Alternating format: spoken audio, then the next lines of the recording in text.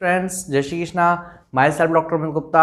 आज इस वीडियो में आप सभी को बताने वाला हूँ रोटेशनल मोशन की ऐसी सुपर ट्रिक जिससे कि रोटेशनल मोशन के सारे क्वेश्चंस आपके लिए काफ़ी इजी हो जाएंगे एंड मूवमेंट ऑफ इनर्शिया से रिलेटेड अधिकतर क्वेश्चंस आप बिना सॉल्व किए उनको सॉल्व कर सकेंगे। ओके फ्रेंड्स, आइए स्टार्ट करते हैं इस वीडियो को स्टार्ट करने से पहले हम लोगों ने आपके लिए जो नया चैनल ये प्रिपेयर किया है, स्टार्ट किया है सप्तबंधु ई अकेडमी, इसको जरूर सब्सक्राइब कर लीजिए क्योंकि इस पर हम लोग आप लोगों को बहुत सारी सुपर ट्रिक्स देने वाले हैं। मेरा जो चैनल है डॉक्टर अमित गुप्ता, उसके अलावा इसको चालू करने का रीज़न यही है कि अब लाइव क्लासेस एक से ज़्यादा सब्जेक्ट की स्टार्ट होंगी तो उसके लिए 2 चैनल की ज़रूरत थी। ओके स्टूडेंट्स, आइए स्टार्ट करते हैं इस वीडियो को।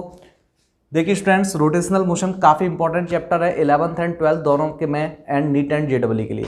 नीट एंड जेडब्ल्यू में इस चैप्टर से काफ़ी क्वेश्चंस आते हैं, बट अधिकतर स्टूडेंट्स मैंने देखा है इसको टफ समझते हैं क्योंकि इसमें ओमेगा आ जाता है, रोटेशनल की कुछ चीज़ें ऐड हो जाती हैं, रेडियस हर जगह लग जाती है। तो इस चैप्टर से बिल्कुल डरना नहीं है। इस चैप्टर की जब स्टार्टिंग होती है तो उसमें आता है मूवमेंट ऑफ इनर्शिया, जिसको बोलते हैं हिंदी में जड़त्व। तो उसका सबसे बेसिक फॉर्मूला होता है, तो स्टूडेंट याद कर लेता है कि सर I=mr²।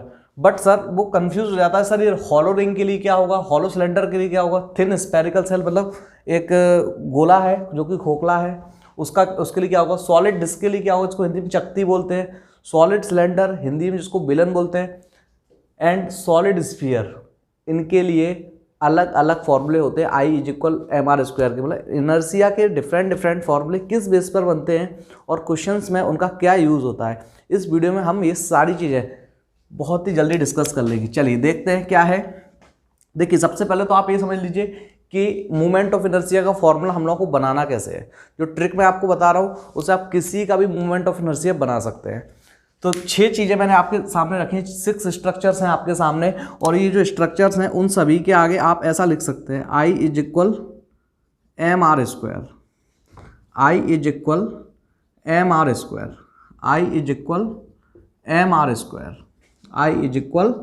I=mr², इस तरीके से आप चारों साइड लिख सकते हैं। सर स्ट्रक्चर 6 से फिर आपने 4 टाइम्स क्यों लिखा है? देखिए स्ट्रक्चर 6 में but hollow ring and hollow cylinder का इनर्शिया सेम होता है and solid disc and solid cylinder का भी इनर्शिया सेम होता है, इसलिए मैंने इनको सिर्फ 4 टाइम ही लिखा है। ओके, सभी के आगे अपन 2 से मल्टीप्लाई करेंगे, पहले 2 से मल्टीप्लाई करेंगे, 2 से मल्टीप्लाई करेंगे, 2 से मल्टीप्लाई करेंगे, ठीक है ना। और अब जब अपन इसको स्टार्ट करेंगे इनमें डिफरेंस क्या है ये देखने के लिए, तो हम सब जानते हैं hollow ring and hollow cylinder के लिए movement of inertia only mr² होता है, I=mr² होता है। तो इसके नीचे 2/2 से डिवाइड करते हैं, इसमें 2/3 से करते हैं, इसमें 2/4 से करेंगे, इसमें 2/5 से करेंगे। इस तरीके से जब आप इस सिक्वेंस में इनको डिवाइड करेंगे, जैसे जैसे मास बढ़ता जा रहा है आप अपॉन में डिवाइड का नंबर बढ़ाते जाएंगे, कुछ भी आपको अलग से याद नहीं रखना है और आपके फॉर्मूल्स एकदम एक्यूरेट आ जाएंगे। ये hollow ring and hollow cylinder का I=mr² होता है क्योंकि 2 से 2 कट जाएगा। एंड इसमें बात करें तो 2/3mr², solid cylinder solid disc में 2/4 या 1/2mr² होता है एंड सॉलिड स्फीयर में 2/5mr² होता है। देखिए ध्यान दीजिएगा, यहाँ पे थोड़ा सा आपको कंसेप्चुअली इस बात को समझना चाहिए कि यहाँ पे जो वैल्यू है इसको हम लोग k से डिनोट कर देते हैं। तो यहाँ पे वैल्यू 1 आ रही है, यहाँ पर जो आपकी k की वैल्यू है वो क्या है 0.66, यहाँ पर जो k की वैल्यू है वो 0.5 आएगी और यहाँ पर जो k की वैल्यू है वो 0.4 आएगी। ध्यान दीजिए इस वैल्यू से कि ये वैल्यू कंटिन्यू घट रही है, ये वैल्यू कंटिन्यू डिक्रीज हो रही है। क्यों हो रही है? क्योंकि खास बात ये होती है कि जो हॉलो चीज़ें होती हैं और सॉलिड चीज़ें होती हैं उनमें सबसे बड़ा डिफरेंस होता है कि हॉलो चीज़ में जो मास है वो पूरा का पूरा पेरीफेरी के पास में है, मतलब कि सेंटर से दूर है, आर रेडियस की मैक्सिमम डिस्टेंस पर है, जबकि solid cylinder and solid sphere and disc में ये mass solid cylinder and disc में इक्वली डिस्ट्रीब्यूटेड होता है पूरी रेडियस पे, जबकि स्फीयर में अलग अलग बहुत सारे टाइप की रेडियस होती हैं और रेडियस पर इक्वली डिस्ट्रीब्यूटेड होता है। मतलब कि कुल मिला के बोला जा सकता है कि सेंटर से मास सबसे ज़्यादा डिस्टेंस पर इसमें डिस्ट्रीब्यूटेड है एंड इसमें सेंटर से मास कम डिस्टेंस पर कम डिस्ट्रीब्यूटेड है, क्योंकि इस रेडियस को आप देखेंगे तो इसका मास यहाँ पर भी है, यहाँ पर भी, यहाँ पर भी, यहाँ पर भी है, जबकि यहाँ पर इसकी जो रेडियस होगी, इस पार्ट की रेडियस तो छोटी सी होगी, तो वहाँ पर अकेला, तो उसका पूरा का पूरा मास पास में ही हो गया। तो इसमें सेंटर के पास में काफ़ी मास है एंड डिस्टेंस पे कम है, जबकि इसमें टोटली मास डिस्टेंस पर है, आर रेडियस पर है। इसलिए इसका जो फॉर्मूला है, फॉर्मूले में के की वैल्यू कंटिन्यू डिक्रीज हो रही है। आप चाहें तो इस के की वैल्यू को याद रख सकते हैं, या फिर आप चाहें तो फिर डायरेक्ट फॉर्मूले को याद रख सकते हैं। इसके लिए I is equal M R square 2/3 M R square, इसमें 1/2 M R square and 2/5 M R square. तो स्टूडेंट्स ये फॉर्मूला रोटेशनल मोशन में बहुत ज़्यादा काम आता है। अब बात आती है सर इन फॉर्मूला के ऊपर कोई ऐसे स्पेशल क्वेश्चंस या फिर कोई सर दूसरी ट्रिक इनके अलावा और हम क्या कर सकते हैं, इस फॉर्मूले का कैसे यूज़ कर सकते हैं। तो इस फॉर्मूले के काफ़ी ज़्यादा यूजेस हैं, आप इस डायग्राम को ज़रूर प्रिपेयर करके बना के रखिएगा।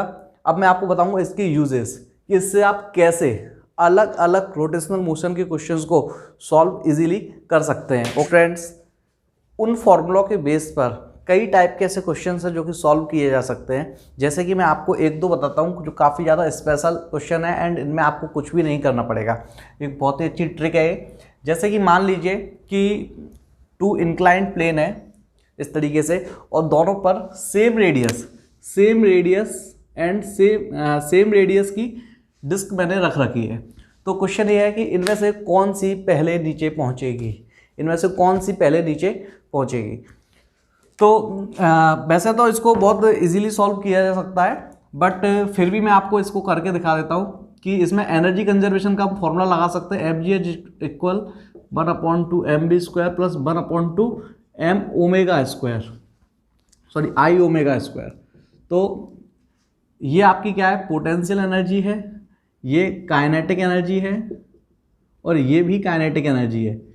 देखिए बेटा काइनेटिक एनर्जी यहाँ पे 2 टाइप की क्यों है, क्योंकि ये ट्रांसलेशनल है, मतलब कि जो हमारी नॉर्मल वाली होती है, और ये रोटेशनल काइनेटिक एनर्जी का फॉर्मूला हो गया। तो जब इसको अपन यहाँ पे अप्लाई करेंगे तो इसमें पता चलेगा आई का फॉर्मूला क्या होता है, आई इज इक्वल के एम आर स्क्वायर। के की वैल्यू इन दोनों के लिए अलग अलग है, अभी अपन ने देखी थी। ओमेगा क्या होता है, V/R होता है, ओमेगा V/R आता है। तो जब इसको पूरी इन वैल्यू को पुट करते हैं तो फॉर्मूला जो हमारा वेलोसिटी का आता है √2gh/1 k, ये फॉर्मूला अपन लोगों का आता है। ये फॉर्मूला आपको ध्यान रखना है, ये फॉर्मूला अगर आप रख लेंगे तो काफ़ी ज़्यादा आपको बेनिफिट हो जाएगा। इसके अकॉर्डिंग जब हम इसको देखेंगे तो k नीचे है, देखिए वेलोसिटी और k में क्या रिलेशन आ रहा है, अपोजिट टाइप का रिलेशन है √, में। तो k आप जानते हैं कि किसका कम होता है, k इसका कम होता है। अभी हम लोगों ने देखा था सॉलिड डिस्क का या सॉलिड स्फीयर का, उससे भी कम होता है। तो इसका k कम होता है, तो इस कंडीशन में k कम तो वेलोसिटी ज़्यादा, तो इसका मतलब कि ये पहले नीचे पहुंचेगा। तो इस तरीके से ऐसे क्वेश्चंस को आप 2 मिनट में, या सॉरी 2 मिनट बोल रहा हूँ, 30 सेकंड से ज़्यादा नहीं लगेंगे आपको सॉल्व करने में। काफ़ी ज़्यादा इजी तरीके से आप इनको सॉल्व कर सकते हैं। अब इसके बाद में आप बात करूँ और अलग क्वेश्चन क्या हो सकता है, तो और क्वेश्चंस की मैं बात करूँ इसमें, तो मान लीजिए मैं आपको अलग टाइप का क्वेश्चन देता हूँ।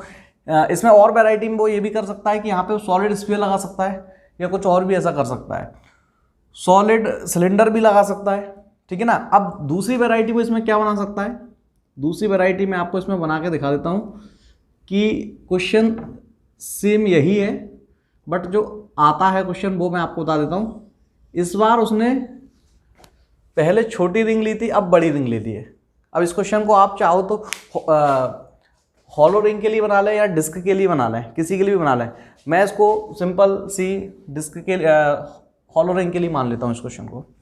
तो ये जो रिंग है, अब इस कंडीशन में कौन सा पहले पहुंचेगा नीचे, कौन सा पहले पहुंचेगा। वैसे मैं बता दूं इस टाइप का क्वेश्चन आया हुआ है सॉलिड डिस्क के लिए, सॉलिड डिस्क के लिए ये क्वेश्चन आया हुआ भी है, ठीक है ना। तो इसलिए मैं सॉलिड डिस्क के लिए कर देता हूँ। 2 सॉलिड डिस्क है, एक की रेडियस कम है, इसकी R1 है, एंड इसकी मान लेते हैं ये भी घूम रहा है, इसकी R2 है। तो इस कंडीशन में वो आपसे पूछ रहा है कि इनमें से कौन सी डिस्क जल्दी नीचे पहुंचेगी या फिर किसकी वेलोसिटी ज़्यादा होगी। तो देखिए वेलोसिटी का फॉर्मूला आप डेराइव कर चुके हैं, काफ़ी इंपॉर्टेंट फॉर्मूला है। तो इसमें आप खुद देख लीजिए, क्या कहीं पे भी रेडियस आ रही है क्या इसमें, नहीं आ रही है, रेडियस कहीं पे भी नहीं आ रही है। इसका मास ज़्यादा होगा, बट इसमें कहीं भी मास आ रहा है क्या? अगर वो मास के ऊपर क्वेश्चन बनाए तो मास कहीं भी नहीं आ रहा है। इसका मतलब क्या हुआ कि दोनों का मीन देखिए, जी सबके लिए सेम है दोनों के लिए, एच सबके लिए सेम है, 1 और 2 सेम है, सिर्फ के दोनों के लिए वो भी सेम है, के भी सेम है, सब कुछ ही सेम है, तो दोनों की वेलोसिटी सेम होगी और दोनों की जो स्पीड होगी सेम होगी, तो दोनों सेम टाइम पर नीचे आएंगे, मतलब बड़ा छोटा करने से कोई फर्क नहीं पड़ेगा। ओके स्टूडेंट्स, रोटेशनल डायनेमिक्स का, मोमेंट ऑफ इनर्शिया का ये कंसेप्ट काफ़ी ज़्यादा इंपॉर्टेंट होता है। जैसे कि आप देख सकते हैं, और इसका मैं आपको बहुत सारे एग्जाम्पल्स हैं, जैसे कि आपने देखा होगा कि घर में जो दरवाजे लगे हुए होते हैं तो उनमें जो खोलने और बंद करने का हैंडल होता है वो साइड में होता है, मतलब सेंटर से, मतलब जहाँ पे से दरवाज़ा जुड़ा हुआ होता है वहाँ से काफ़ी दूर होता है, क्योंकि IMR स्क्वायर ज़्यादा तो ईजी होगा उसको खोलना बंद करना। पहिए होते हैं गाड़ी के, जितने भी पहिए होते हैं, आप देखा कि उनमें अधिकतर जो मास है वो पेरीफेरी के चारों साइड होता है। क्यों होता है? उससे मोमेंट ऑफ इनर्शिया बढ़ जाता है। मोमेंट ऑफ इनर्शिया बढ़ने से क्या फ़ायदा है? सर अभी तो अपन ने देखा था कि मोमेंट ऑफ इनर्शिया जिसका मतलब जो सॉलिड वाला था, और अभी आपने जो क्वेश्चन दिया था उसमें सर सॉलिड डिस्क जल्दी नीचे पहुंच रही थी, जबकि हॉलो वाला बाद में पहुंच रहा था। फिर गाड़ी के पहिए सर उनमें पेरीफेरी पे ही पूरा मास होता है, ऐसा क्यों बनाया गया? तो देखिए एक बात बता रहा हूँ, ध्यान से याद रखिएगा, बहुत काम आएगी आपके। देखिए अगर कोई गाड़ी के पहिए के जैसा है, मतलब हॉलो रिंग है और दूसरी है सॉलिड डिस्क, जिसको अपन हिंदी में चकती बोलते हैं, दोनों को मैं ऐसे घुमाऊं, ठीक है ना? अभी मैंने दोनों को एक इंक्लाइंड प्लेन से घुमाया था तो देखा था कि सॉलिड डिस्क पहले पहुंच गई थी, बट याद रखिएगा आप कि जब मैं दोनों को प्लेन पे घुमाऊंगा तो समझ में आ जाएगा अंतर क्या है। सॉलिड डिस्क जल्दी स्पीड पकड़ेगी और जल्दी स्लो हो जाएगी, जबकि हॉलो डिस्क जो है पहिए जैसा, उसको थोड़ा सा देर से स्पीड पकड़ेगा लेकिन देर से रुकेगा, मतलब कि स्पीड को मेंटेन करके चलता है। जैसे साइकिल चलाते हैं तो साइकिल में पेडल मारना बंद भी कर देते हैं, तब भी साइकिल काफ़ी दूर तक चलती रहती है। बट अगर साइकिल के पहिए पूरे सॉलिड डिस्क की तरह होते तो फिर साइकिल के पेडल मारना बंद कर दे तो काफ़ी जल्दी वो रुक जाती, पर काफ़ी जल्दी स्पीड भी पकड़ती।